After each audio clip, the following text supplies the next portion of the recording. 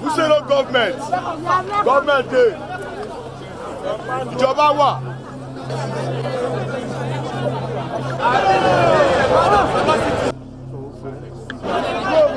What happened? Did you kill the woman? It's one of my girlfriends.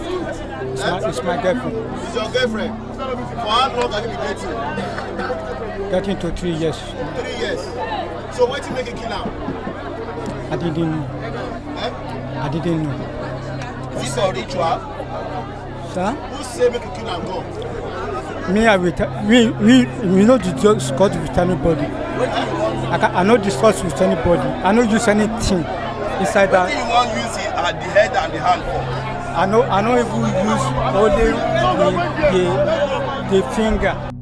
A shocking crime in Ogun State has left many people in disbelief. 2 men claiming to be prophets were arrested for killing a woman for ritual purposes and burying her body in a church. The suspects, Olusola Akindele, 42 years old, and Ayodele Bamiduru, 42 years old, were members of the Lion of Judah Church of Christ, located at 13 Robiyan Avenue, Robiyan, Ogun State. Their arrest followed an investigation triggered by the discovery of a woman's mutilated body in the community. The victim, Iya Aanu, was a 40-year-old woman who had been dating Olusola Akindele for about 2 to 3 years now. On July 30th, she visited Olusola at his residence on Access Road, Mosefejo, Ogun State. What should have been a normal visit soon turned into a horrifying tragedy. The lovers spent private adult time together, but while the woman was relaxing afterwards, Olusola allegedly struck her with a heavy piece of wood, dragging her into another room. She struggled to defend herself but was overpowered and ultimately lost her life. After the attack, Olusola reportedly dragged her lifeless body to the bathroom, severed her head and her hands, and dumped the remaining body in an uncompleted building behind his residence. The crime continued to unfold when Olusola allegedly carried the severed head and hands to the Lion of Judah Church of Christ, where the body parts were buried after rituals were conducted by a co-man of God, Pastor Ayodele Bamiduru. The details of the crime are horrifying, exposing a betrayal by someone the victim trusted deeply. This gruesome act came to public attention on August 10, 2018, when the Bale of Igbore discovered a headless, decomposing body in an uncompleted building. The Bale immediately reported the case to Abodo Divisional Police Headquarters. The Divisional Police Officer CSP Olatunji led the investigation. Careful inquiry traced the crime back to Olusola Akindele and his accomplice Ayodele Bamiduru. Both men were arrested and they reportedly confessed to their involvement in the murder. During the interrogation, Olusola admitted that the victim was his girlfriend and that they had been dating for 2 to 3 years. He allegedly used a large wooden object resembling a pestle to strike her on the day of the attack. Police confirmed that the severed body parts were buried behind the Lion of Judah Church of Christ, owned by Prophet Ayodele Bamiduru. The then Commissioner of Police of Ogun State advised the public to exercise caution in their association and to always inform someone of their whereabouts when leaving home for safety reasons. This case is a stark reminder of the importance of vigilance and personal security, even with the people we believe we know very well. The story raises difficult and unsettling questions. Why do some people believe that harming another human being can bring them fortune or power? From this case, it appears the alleged motive was ritualistic, with the aim of growing the church, attracting crowd, and supposedly gaining supernatural abilities. Olusola allegedly believed that killing someone could increase his spiritual influence. But what kind of prophet commits such act? A true spiritual leader is expected to guide and inspire followers, not harm them. This case exposes the dangers of individuals misusing religious titles to manipulate and control others. It also raises questions about trust and love. After 2 to 3 years of dating Iya Aanu, Olusola allegedly ended her life in a cruel and premeditated manner. Was there ever genuine affection, or was the relationship a calculated ploy to use her for rituals? Unfortunately, cases like this can contribute to public skepticism about religious leaders. Some may wonder whether certain pastors or prophets are truly spiritual guides, or simply individuals exploiting faith for selfish purposes. Stories like this force us to pause and reflect on the darker sides of human behavior. How does someone move from an ordinary relationship to committing such a brutal act against another person? What belief or pressure makes someone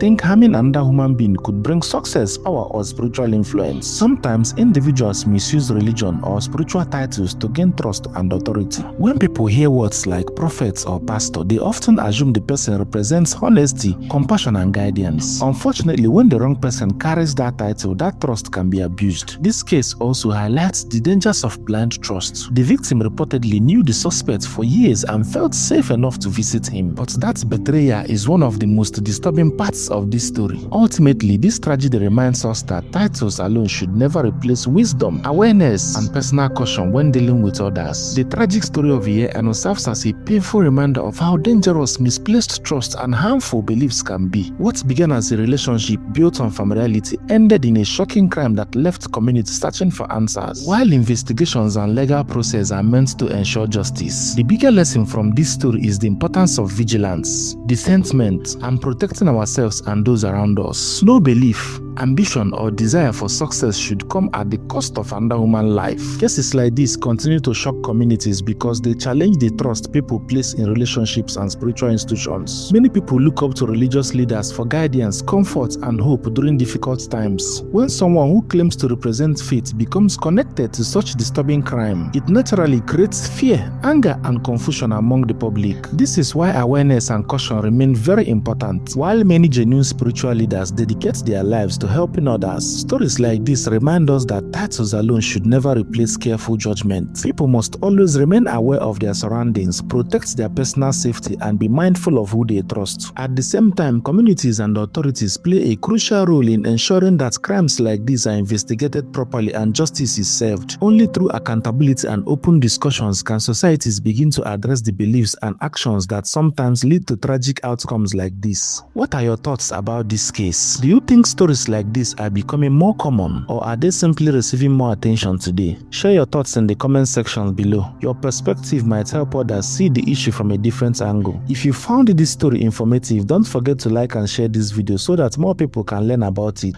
And if you are new to this channel, subscribe and turn on the bell notification button so you never miss future true crime stories and discussions. Bye for now. I will see you in the next episode.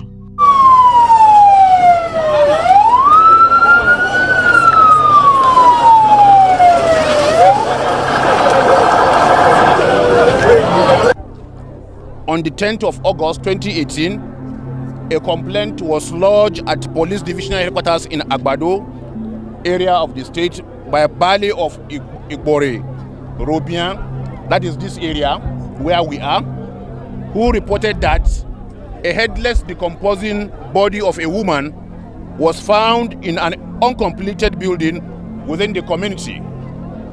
Upon the report, the DPO in charge of Agbado Division, CSP Olatunji Omonijo, was given a marching order by myself to unravel the mystery behind the killing and dismembering of this yet unknown woman corpse within the shortest possible time.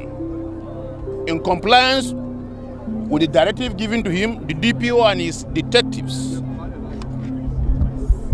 were asked to embark on technical intelligence-based investigation, which led to the apprehension of one Olushola Akindele, male 42 years old, and Ayodele Bamidro. On interrogation, Olushola Akindele, who claimed to be a prophet in a church, confessed that the victim was his woman friend, who he simply identified as Iya Aanu. He stated further that they have been dating and hibernating for 2 years. On that fateful day, the deceased came to visit him as usual, and after they made love with each other and the woman was relaxing, the so-called prophet surreptitiously brought out a very big club that looks like a pistol, a very big wood with which he smashed the woman's head and later cut off her head and the 2 hands before he threw the remains of this unfortunate woman into the uncompleted building behind his residence. And that is the building where we just visited. The severed head and 2 hands of the victim were buried back at the back of Lion of Judah Church of Christ, situated in another place within this area at number 13 Robiyan Avenue, belonging to Ayodele Bamidro, that means the suspect, the principal suspect. Ladies and gentlemen of the press, this is the highest peak of wickedness and the height of man's inhumanity to man. This is barbaric.